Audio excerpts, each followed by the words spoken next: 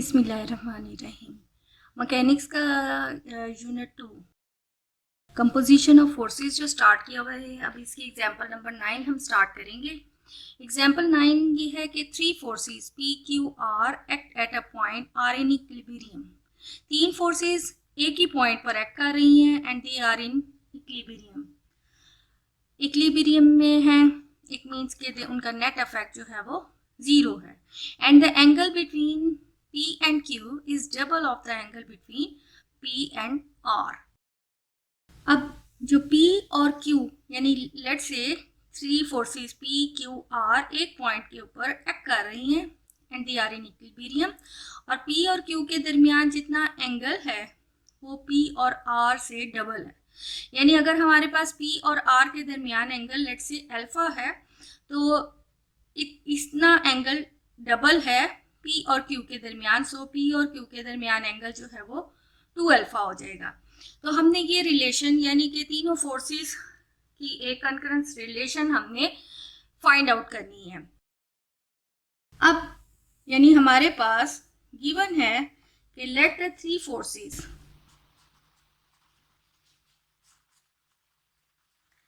Forces are acting at the point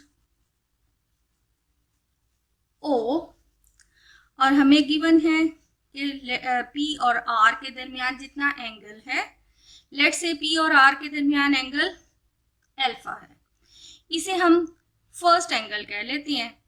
और given है कि जितना P और R के दरमियान है उतना P और Q के डबल है, यानी P और Q का एंगल उससे डबल है। सो 2 अल्फा हमने कर लिया, डबल हो गया, ये हमारे पास सेकेंड एंगल आ गया। ऑब्वियसली अब थर्ड एंगल जो है वो R और Q के दरमियान है। सो Q और R के दरमियान एंगल जो है वो थर्ड एंगल बनता है, और एक पॉइंट के टोटल एंगल्स का सम 360 होता है। So first angle, second angle plus third angle, we know that is equal 360 degree. It means के थर्ड एंगल जो है वो आ जाएगा 360 minus first angle and minus second angle, यानी कि 360 माइनस फर्स्ट एंगल हमारे पास अल्फा है और सेकेंड एंगल जो है वो 2 alpha. So the third angle की वैल्यू निकलती है 360 माइनस 3 अल्फा, यानी Q और R के दरमियान जो थर्ड एंगल है वो 360 माइनस 2 अल्फा उसकी वैल्यू है। अब यहाँ पर हमें दिया हुआ है कि forces are in equilibrium condition. चूंकि तीनों फोर्सेस इक्विलिब्रियम कंडीशन में है तो या तो हम P plus Q plus R is equal 0 कर लें। अब हमने यहाँ पर लेमिस थ्योरम भी इससे पहले आर्टिकल किया है और उसका लिंक भी यहाँ दे दूंगी, और लिंक भी यहाँ पर इसका शेयर है, तो अगर किसी को लेमिस थ्योरम का आइडिया नहीं है तो वो लिंक से लेमिस थ्योरम देख ले। अब लेमिस थ्योरम क्या है कि जब तीनों फोर्सेस आर इन इक्विलिब्रियम तो उनकी फोर्सेस जो हैं अपने ऑपोजिट दो फोर्सेस के दरमियान के एंगल के साइन की प्रोपोर्शनल होती है। जिस तरह यानी फोर्स P है तो इसके ऑपोजिट एंगल जो है वो थर्ड है, थर्ड एंगल। तो फोर्स P जो है वो ये जो थर्ड एंगल है उसके साइन के प्रोपोर्शनल होगी। इसी तरह जो फोर्स Q है वो अपने ऑपोजिट दो फोर्सेस के दरमियान एंगल यानी कि अल्फा के साइन के प्रोपोर्शनल होगा, और जो फोर्स R है वो अपनी ऑपोजिट ये P और Q के दरमियान जो एंगल है उसके साइन के प्रोपोर्शनल है। So by since the forces are in equilibrium,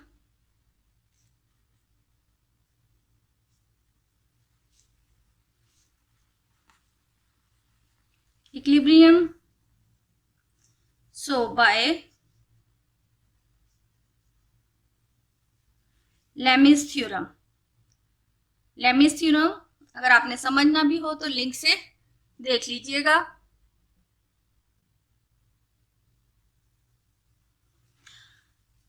P अब अपने ऑपोजिट थर्ड एंगल के प्रोपोर्शनल है, साइन के। सो थर्ड एंगल है 360 minus 2 alpha, and q force अपने ऑपोजिट अल्फा है, so sine alpha, and r proportional है sine of 2 alpha. So this is equation number 1। अब ये तीनों वैल्यूज इक्वल हैं। अब इन दो को हम ले लें या इन दो को ले लें, तो first from last two terms,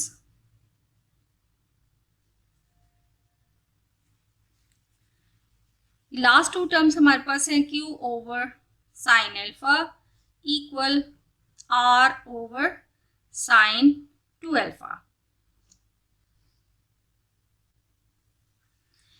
then r over q equal आ जाता है sine 2 alpha over sine alpha, and r over q।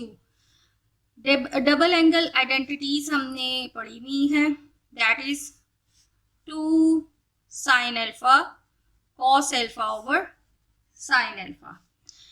यानी यहाँ पर लिख लें, we know that sine 2 alpha that is equal 2 sine alpha cos alpha. So sin alpha will be cancelled, then r over q that is equal to cos alpha. इसको अब हम equation number 2 कह देते हैं। अब अगेन फ्रॉम इक्वेशन 1, हमने equation 1 में last two terms equate की थी। अब फर्स्ट टू टर्म्स अगर हम इक्वेट करते हैं, then we have p over sine 360 minus 3 alpha equal q over sin alpha. 360 minus 3 alpha, 360 minus theta means कि हमारे पास ये फोर्थ क्वाड्रेंट है, क्योंकि यहाँ से यहाँ तक पूरा 360 एंगल बनता है, और 360 में से माइनस अगर कुछ कर दें तो वो फोर्थ एंगल बन जाता है, फोर्थ क्वाड्रेंट बनता है।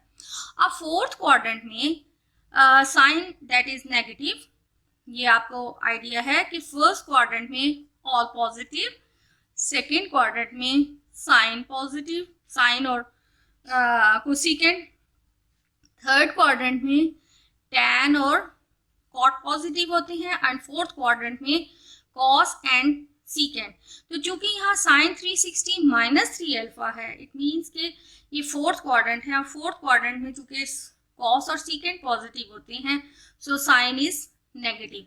और याद रखें कि 360 एंड पाई, यानी जो अलोंग एक्स एक्सिस बनते हैं एंगल्स, जैसा पाई और 360, इनके ऊपर अगर एंगल यानी ये इन्वॉल्व है तो ये अपने को रेशियो में कन्वर्ट नहीं होंगे।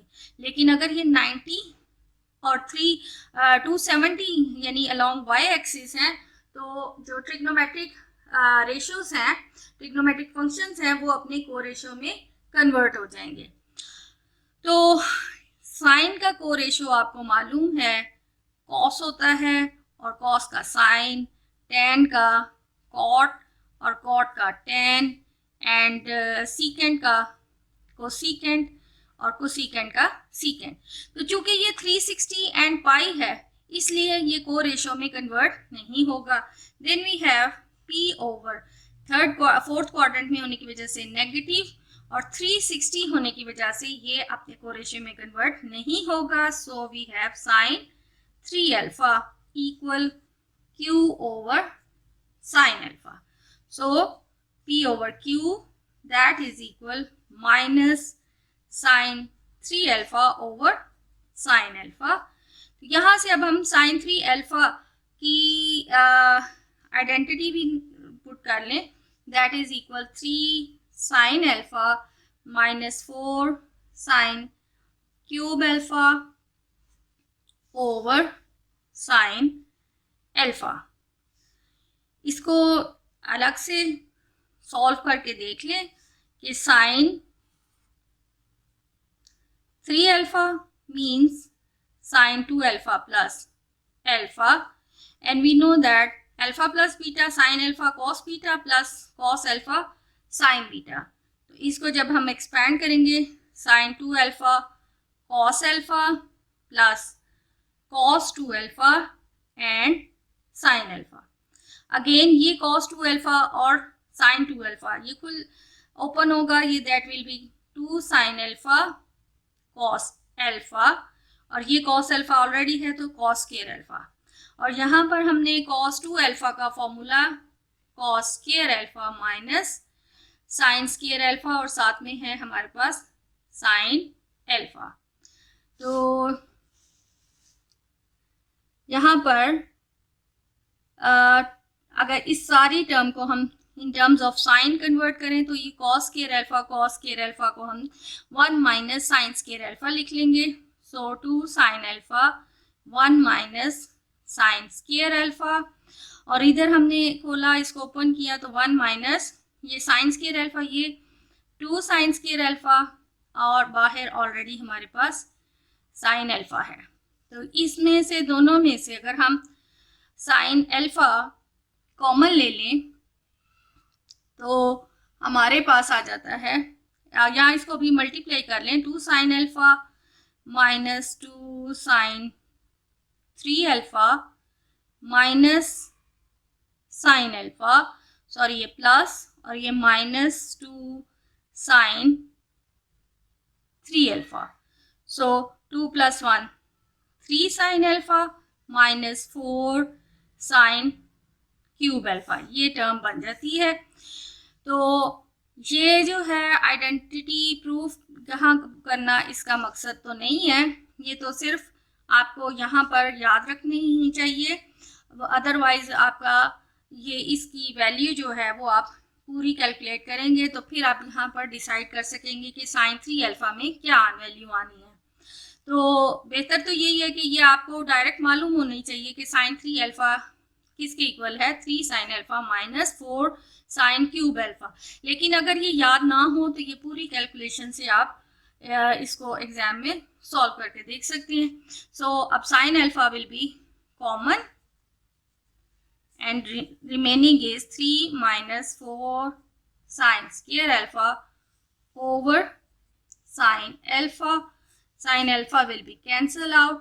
Then we have P over Q, that is minus 3 minus minus plus 4 sin square alpha. Again हम इसको अगर cos की टर्म में करें तो 4 1 minus cos square alpha. So minus 3 plus 4 that is equal 1 minus 4 cos square alpha. तो ये हमारे पास P over Q फॉर्म बन रही है। और पहले हमने देखा है कि 2 cos alpha is equal R over Q है। It means कि 4 cos square alpha is equal R square over Q square. So we know that 2 cos alpha that is equal R over Q, तो P over Q हमारे पास आ जाते हैं 1 minus R square over Q square. अब इसको हम simplify कर लें ताकि रिक्वायर्ड रिजल्ट तक हम आ जाएं। अब इसकी सिंप्लीफिकेशन करें, then we have P over Q equal Q square minus R square over Q square, ये Q cancel and PQ equal Q square minus R square. So the required form is R square is equal to Q square minus PQ. और अब इसमें से हम Q common ले लेते हैं, then we have Q minus P which is the